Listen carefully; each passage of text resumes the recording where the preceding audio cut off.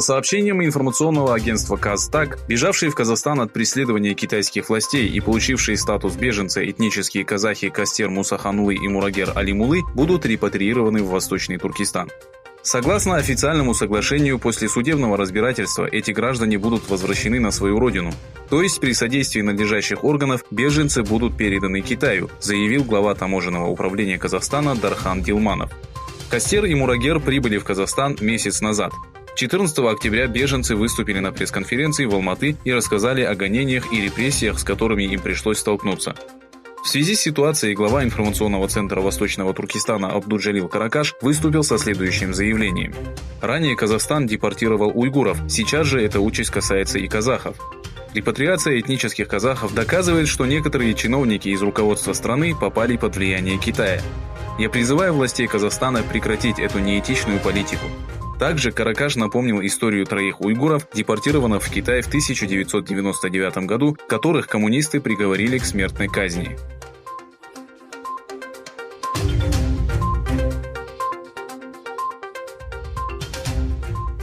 Губернатор Восточного Туркестана Шухрат Закир заявил, что большинство уйгуров и других тюрков, содержащихся в так называемых учебных центрах, закончили учебу, вернулись в свои дома и живут счастливой жизнью. Выступая на пресс-конференции в Пекине, главный представитель Коммунистической партии Китая в Восточном Туркестане, этнический уйгур Шухрат Закир, сообщил, что обучение в лагерях продолжится.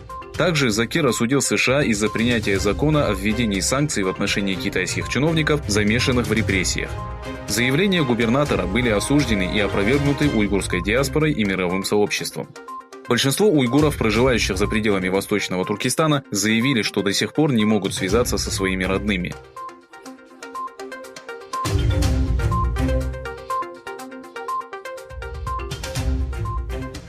Женщина, опубликовавшая секретный документ Коммунистической партии Китая, состоящий из 24 страниц, в которых содержится информация о лагерях перевоспитания и миллионах уйгуров, а также других тюрков, находящихся в этих учреждениях, сообщила, что ее жизни угрожает опасность.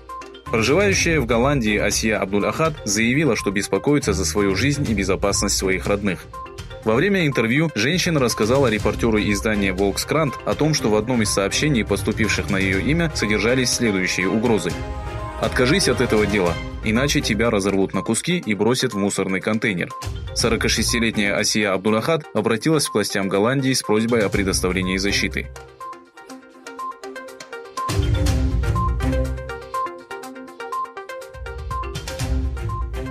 Причиной желания Пекина подписать торговое соглашение с США стало падение импорта, страдающего от американских санкций.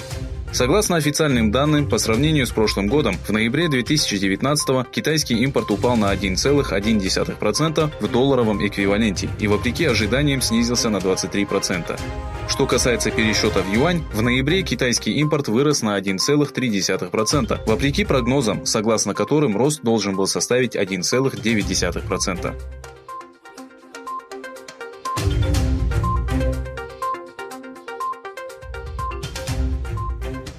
Министерство иностранных дел США включило 2 венесуэльских политиков в список чиновников, в отношении которых планируется ввести санкции.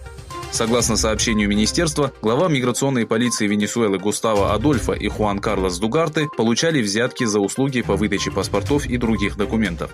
Помимо этого, Министерство иностранных дел США выразило свою поддержку объявившему себя временным президентом Хуана Гуайдо.